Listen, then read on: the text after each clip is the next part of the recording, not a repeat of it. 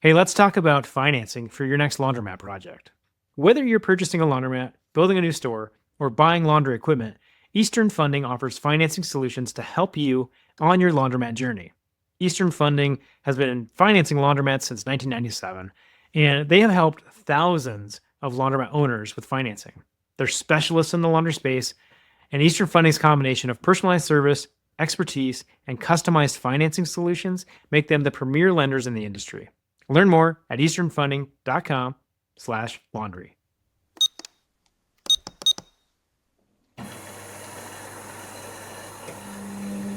And so everyone wants to feel normal. No one wants to feel shame. And whether that's normal about being stressed about money, normal about having a ton of laundry, normal about not knowing how to use a machine, just help them feel okay. Welcome to Full Cycle.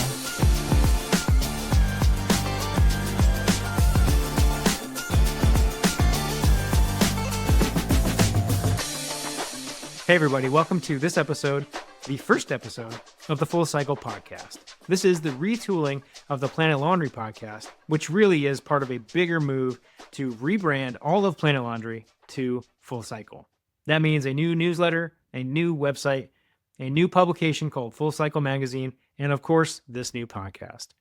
The whole goal here is to bring you the great stories from within and outside of the laundromat industry to make sure that you're getting that perspective you need to really make excellent and informed business decisions. So today, we've got a very fun and very interesting first guest for you. Amanda Sidell is going to be joining us from the Laundry Basket here in just a minute, because one of the things we're starting to see in this industry is an increased focus on customer experience.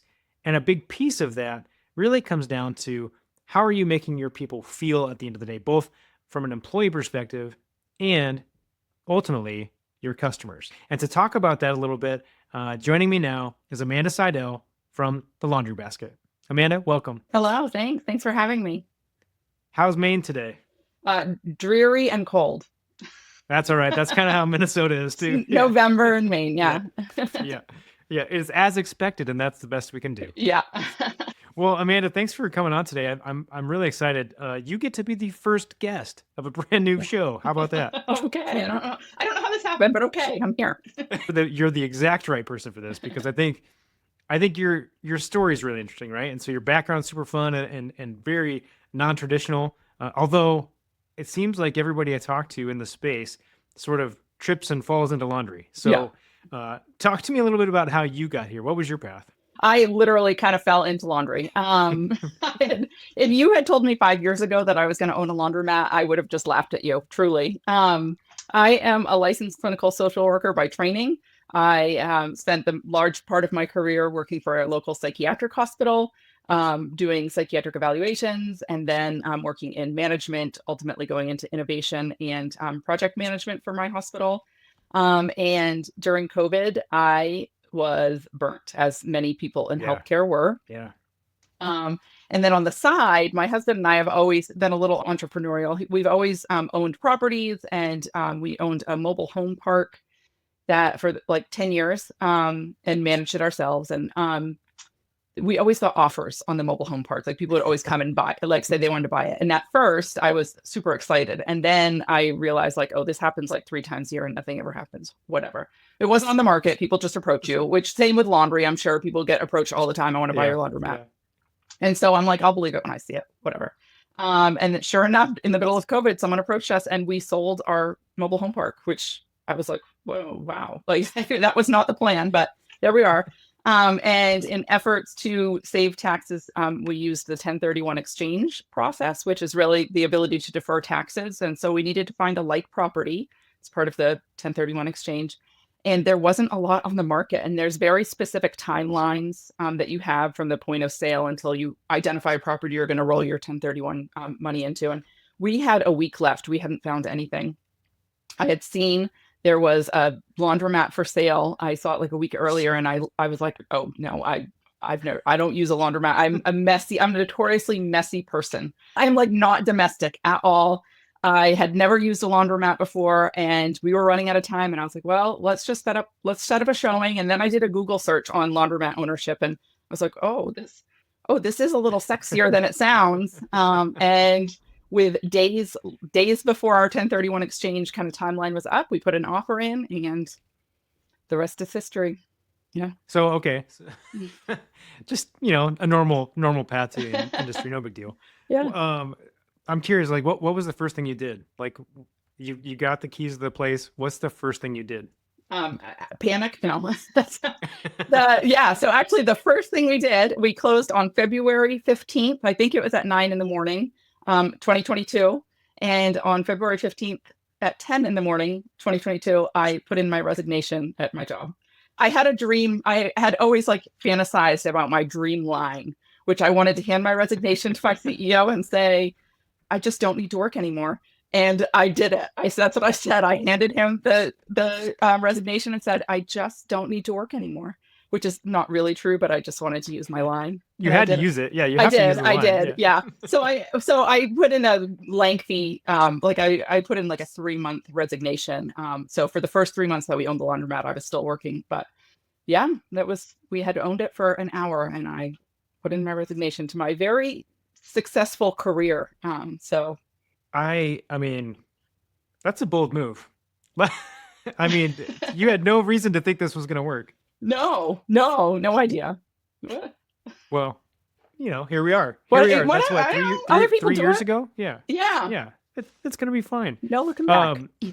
Well, I think what's really interesting about your path is that you bring this kind of next level experience with people to it, right? And so you kind of have a different perspective probably than a lot of folks who run a laundromat business.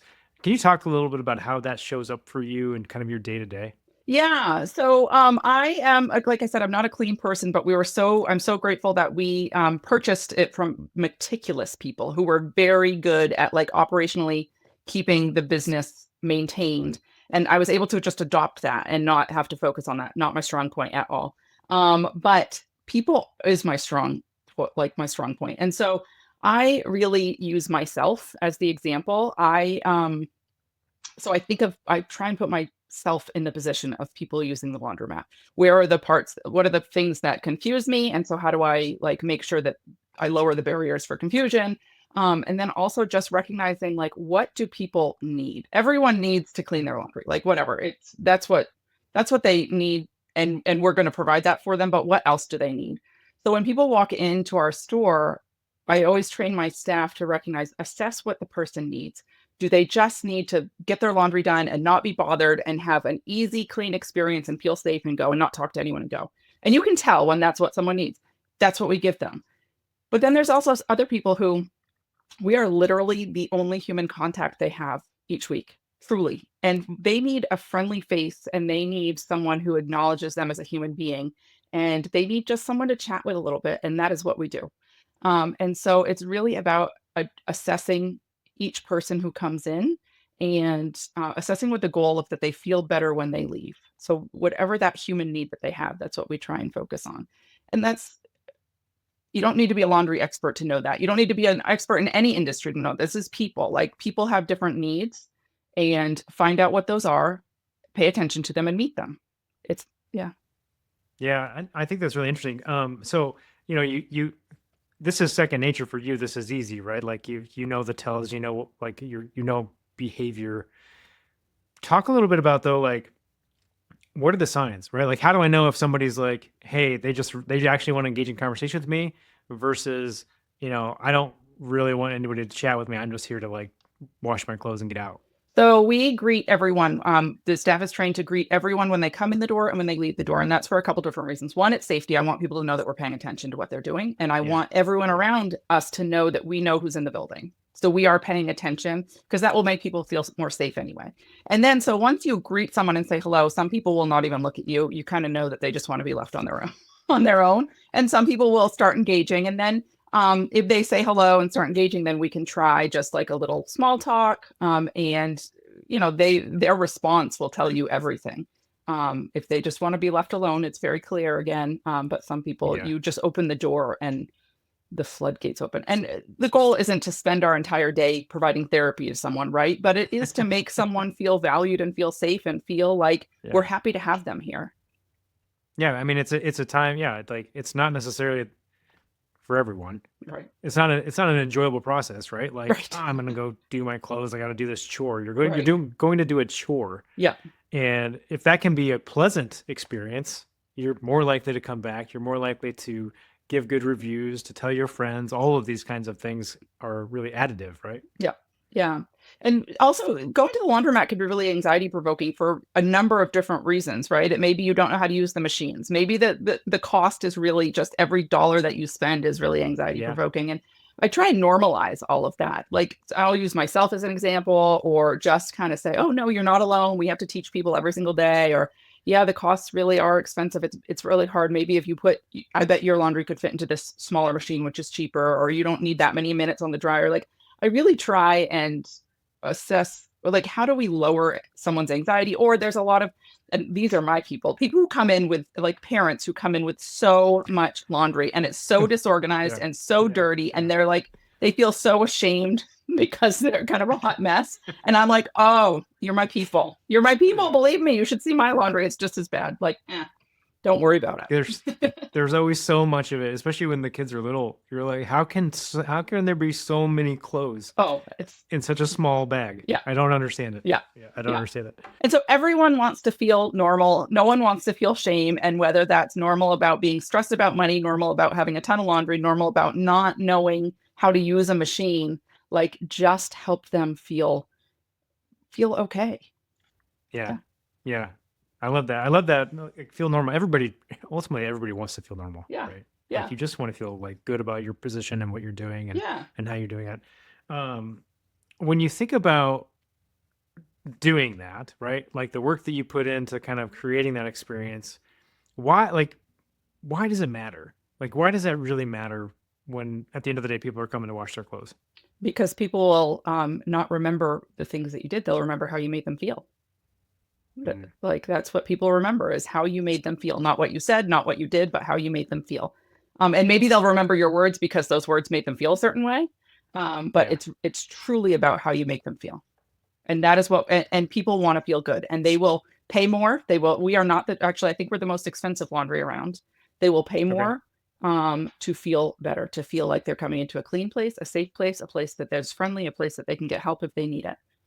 Yeah. Where does that come from for you though? Like, previous businesses, what is it that inspired you to think that way? Or what is it that, like, you're like, yeah, of course, this is how it has to be. This is what's going to make this feeling piece is really important. So I think naturally that's just who I am. I think that this is innate to me, which is probably what led me into the field of social work. So I have an undergrad in sociology and psychology, and then I have a clinical social work degree, and then worked in a psychiatric hospital forever. So I think naturally, this comes naturally to me. But then I also just understand human-centered design, right? And human-centered design is truly about understanding a human experience and then designing all of your operations and procedures around that experience. And so I have training in that as well. I'm I think I have an advanced design thinking certificate, and in that human design. And so now I just use it so much. It's just how I view the world. Everything I see is the end product, which is what that person's experience is like. So when I start designing a process, I don't start with step 1, 2, 3, 4. I start with the end. Like, what is this experience going to be like for the person? How do I design the experience to be the one I'm trying to create? And then I work backwards. Yeah. 100%. I mean, you think about any store you go into, right? Like, if the best ones at it are those that do what you just said, right? It's like, it's all about the feeling at the end of it. And they do little details, like when you walk out, somebody says, "Hey, have a nice day." Or, there's little things throughout that process that they're paying attention to, because they started with that peace of mind. I want that customer to leave my store and to feel great when they leave, and to go tell somebody about it. Yep. I mean, really, that's what you're hoping. Yep. They're going to tell somebody, and they're going to come back. And when you keep that front and center, even like, so you can do policies and procedures, and it will work 80% of the time. And then there's the 80-20 rule, right? 20% of the time, something is not going to fall into a process, and you're just going to have to think on your feet. And so my staff know our goal always is to make someone feel better when they leave than when they came in. That is the goal. And how do we make that happen? And so to understand that strategy, it allows them to problem solve in the moment with the end result in mind. And so that's been really helpful as well. how do you enforce that? Like talk about that training a little bit. How do you empower your people that way so that they feel comfortable in that? Because I agree, like that's an amazingly powerful tool when you can give your staff clear parameters to say, here's the goal. It's real simple. Make them feel Mhm. better than when they came in. How do you do that, like in practice? You modeled behavior, right? So the Mm. customers, my customers are my staff. My staff's customers are the customers. My customers are my Yeah. staff. And so I treat them the way I want them to be treating our customers, which is creating psychological safety, which means not creating shame, not creating not judging, not having things be really punitive. That doesn't mean that people Mhm. we aren't accountable, and it doesn't mean that we can't have hard conversations and speak with candor. But I try and always be kind, understanding, assume good intent. And so if I can create a psychologically safe space for my staff to feel empowered to make those decisions on the spot, to feel empowered to solve a problem for our client, and no matter what, like I will support them. And if Mhm. it was the wrong decision, then fine, we'll talk about it later and we'll learn from it. No big deal. But it's not, if you were trying your best and practicing with good intent and practicing with the goal to do right by our customer, then I'm always going to support you. Yeah, well, and I think that's too how, you can keep good people around longer, right? Right. Because they feel that. Like Right. that again, it's back to how they feel.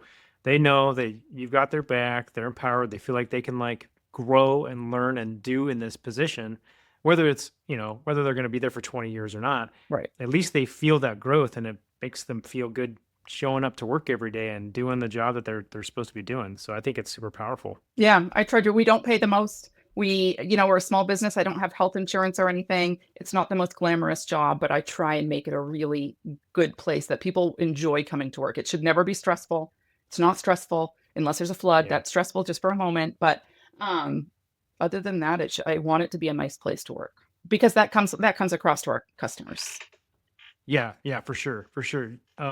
You said something there that was really interesting to me. You said that you try to not make it punitive, and you were talking about it for your employees, of course, in that sense. But I, I wonder, are your how are your signs like? What's your signage like on your property? Is it like very positive in tone? I think so. It's fun. It's fun. So we designed we have like a graffiti wall that we designed. Okay. And then my mother-in-law painted it, but it has like funny statements on it. Like now I'm not going to remember any of it. I could send you pictures if you want, but Yeah, yeah, yeah, you put two socks in, it's like math, one sock plus one sock in the dryer equals no socks or something, like yeah. Right, we right. try not to take it so seriously because it's just laundry at the end of the day. And it's not a fun task for most people. If it's a fun task for you, then maybe you should come work with us. But it's not fun, so we might as well just make the experience as fun as we can. So when we first bought the place, it again was meticulous, but it was all gray and white. That was it. It was like Oh very, yeah. very, very plain. And so we brought in greens and blues and put a graffiti wall in and tried to make it more fun and always have like radio, like music on the radio. So just a little more lively.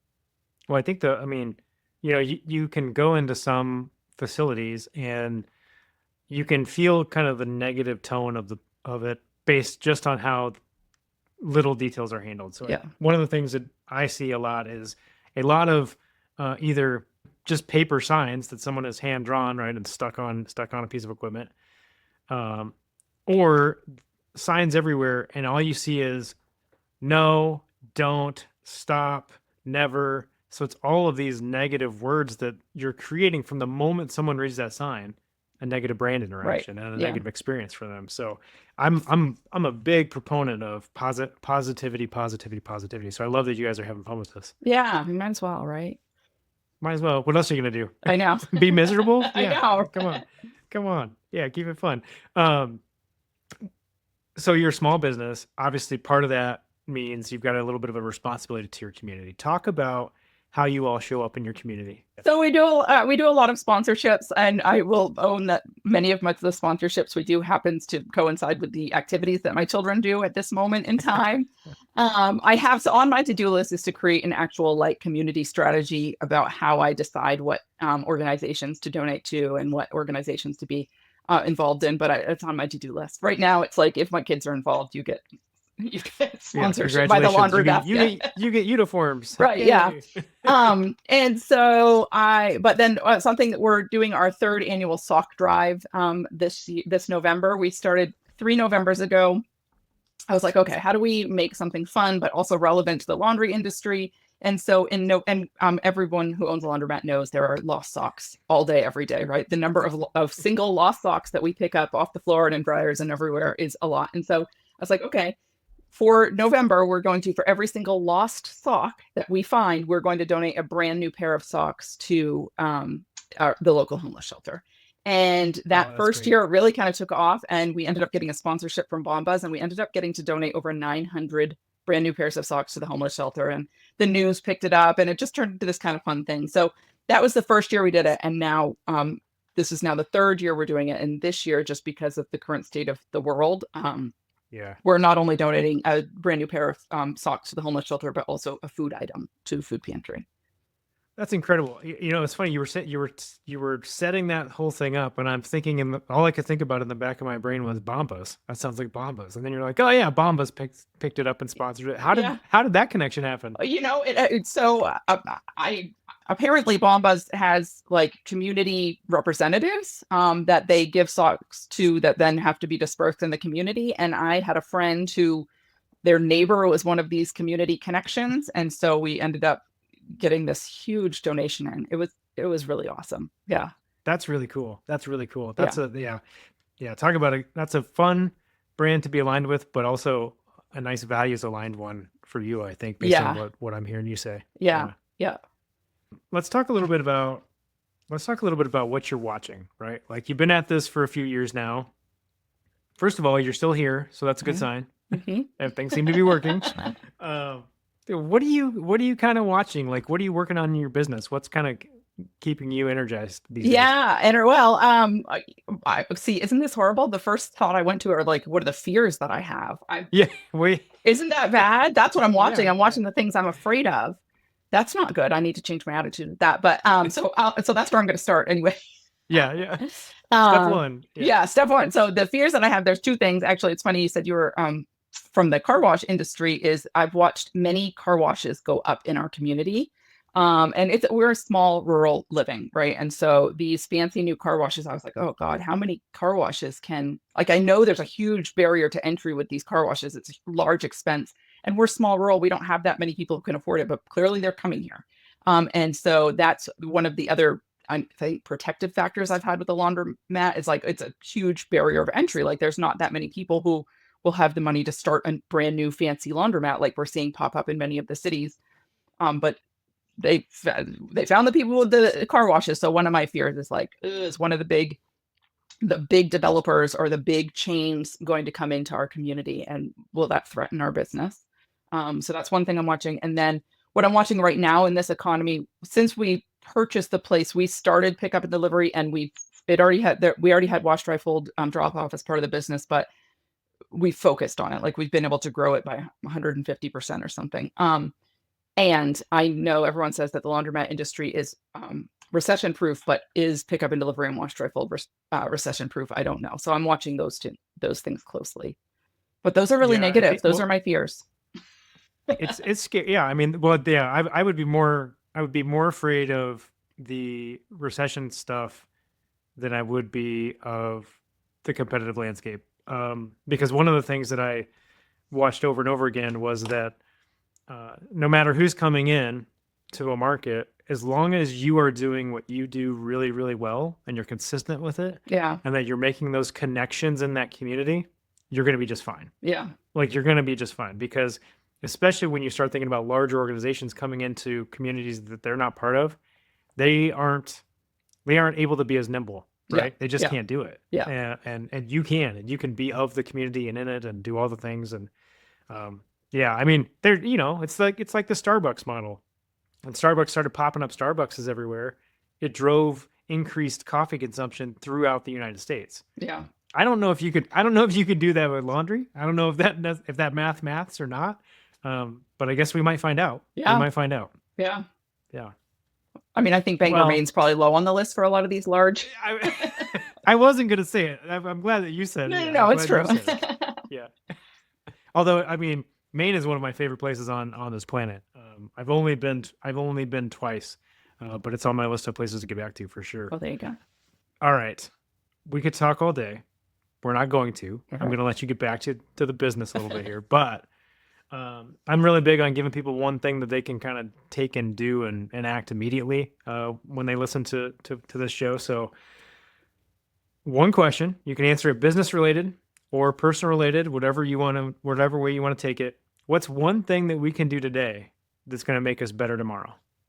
Oh, geez. You're going to have to edit out while I think. We'll just play Jeopardy music. I think- It'll be fine. Okay, I think it's for people who are new, thinking about entering to the laundry industry or new to the laundry industry. I think to just accept where you are with your business journey.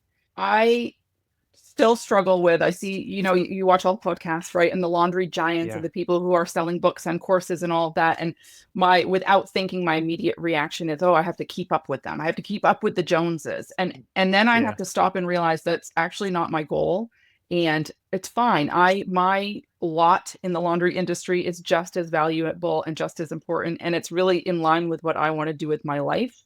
And so I have to remind myself, like, you don't have to keep up with the Joneses. Just honor your own journey and honor your own goals and be okay with that. There's not this pressure to have to keep up with others as long as you're meeting, your needs. I really love that advice because it really is easy to get caught up in the swirl, right? And be like, I should be doing so much more. I need 2 more laundromats. I need to grow and scale and grow and do more. When it's like, well, I don't know. Are you making money? Right. Are you happy? And are you making others happy? Right. That feels pretty good. Yeah. That feels pretty good. That's great advice. That's great advice, Amanda. Well, I am so thankful that you got to be the first guest on the Full Cycle podcast. How'd it go for you? Was it okay? Great. It was good. Oh, I love to talk. All right. I'll talk all right. day. Good. Yeah. Thanks for having me. Good.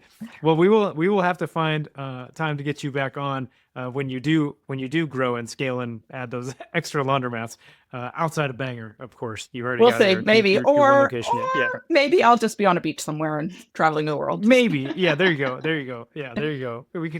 Then we can talk about your successful exit. Yes. There we go. There we go. And your succession plan and all those things. All of those things. Too fun. Well, Amanda, thanks so much for spending some time with us. We're so glad to have you in the industry. And we're going to have you on sometime in the near future. Great. Thanks so much. Hey, thanks for listening to this episode of the Full Cycle Podcast. Whether you were listening or watching, make sure you subscribe so you never miss an episode. If you've got a story that needs to be told, or there's a topic you really want covered, make sure you reach out and let us know, and we'll tackle that together. Until next time, I just want to say thank you for giving us a turn.